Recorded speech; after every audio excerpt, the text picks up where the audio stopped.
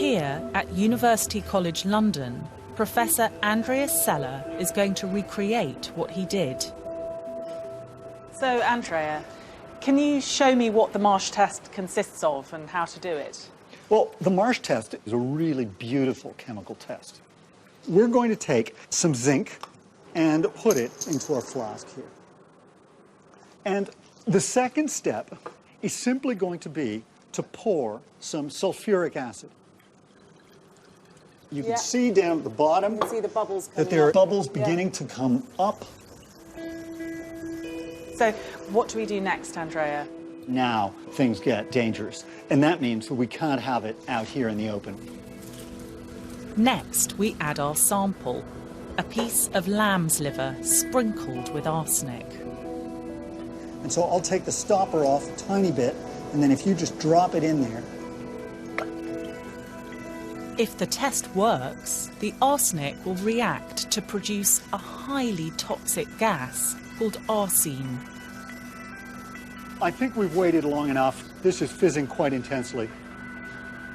To test for the presence of arsine, and hence arsenic, all you need is a piece of porcelain. What I'd like you to do is to reach into the fume hood and very carefully put the dish just above the flame. If arsine is present, a black mark will appear on the porcelain. Just close enough, right into the glow. And there is the spot. Look at that.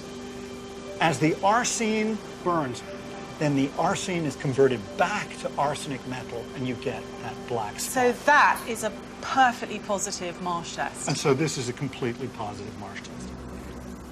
Back in 1840, when Orfila held the porcelain up to the flame, the courtroom was packed with spectators. That audience would have been waiting with bated breath to find out if this woman, who claimed that she was innocent, had indeed poisoned her husband. This is really chemistry as a spectator sport. And in this case, there's something really kind of voyeuristic and salacious about it. Because what you know is that, in a sense, the life of someone hangs on this one test. And in front of the expectant crowd, the cause of Charles Lafarge. As forensic techniques have advanced, so have the criminals. Nowadays, many would know not to leave bullets at a crime scene. But in their quest to stay one step ahead, ballistics experts are now using an exciting new piece of kit. To show me how it works, crime scene analyst Mark De Giovanni has recreated the scene of a murder. It's the case of US police officer Deputy Sheriff Jose Diaz, who was shot and killed. The gunman claimed that he had fired in self-defense after Diaz had pulled his gun. The case rested on whether his account was true. And Mark has a piece of technology that can help discover what really happened. Firstly, what we have to do is carry out what we call a laser scan survey. The 3D scanner sends out lasers in all directions to gather the detail of its surroundings and build a virtual model of the scene. In the Diaz case, the investigators used the virtual model to work out the position of the gunman. From bullet marks on the car, they were able to recreate the trajectory of the bullet. So we don't get a straight line coming out of it, we get a small cone with about a 5-degree error. And we can see how that cone projects outwards into the scene. They were able to prove that he was 70 metres away behind a wall. But the position of the gunman didn't tell them whether he'd fired in self-defense. The main issue in the Diaz case was actually the position of the victim. To work out the position Diaz was in the moment he was shot, Mark introduces a model of the body with the exact path the bullet took through it. So what we're going to do is just bring them together and analyse the two as one, really. So you have to get the body into a position that realistically could have had a bullet enter it at that angle. Absolutely.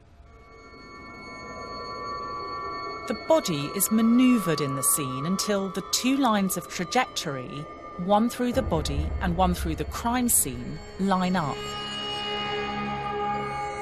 Diaz was trying to take cover, and he was trying to still make himself as small as possible. So this really does show conclusively that this is the only position that he could have been at in order for that bullet to have made sense, as it were. Absolutely. The 3D laser scanner helped prove that Diaz had been crouching when he was shot. The suspect was charged with murder. But today, fire investigators have a new member of the team, specially adapted to help. Meet Gunner. He's one of Britain's fire investigation dogs. Gunner's a 5-year-old Labrador Springer Cross. He's full of energy, always wants to work. Gunner is often called to the scene of a fire to search for traces of accelerant. In this huge disused bank in Birmingham, we're putting Gunner to the test. We've added a couple of drops of accelerant to a cigarette end, set it alight, and then hidden the remains in one of the vaults in the basement. The question is, will Gunner be able to sniff it out?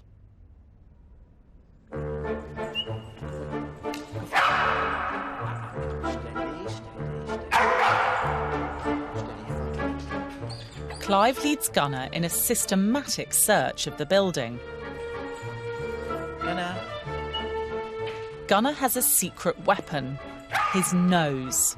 It's some 10,000 times more sensitive than ours. Nothing on this floor, but what about the basement? Suddenly, Gunner makes a beeline for the vault room.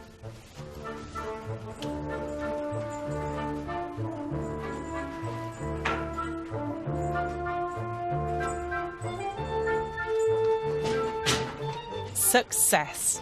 Fine. Clever dog. Having found the accelerant, he gets his reward, an old tennis ball. At the scene of a large fire, it's often impossible for humans to find accelerant. But dogs, like Gunner, can detect even minuscule traces. They can help identify cases in which fire has been harnessed as a weapon.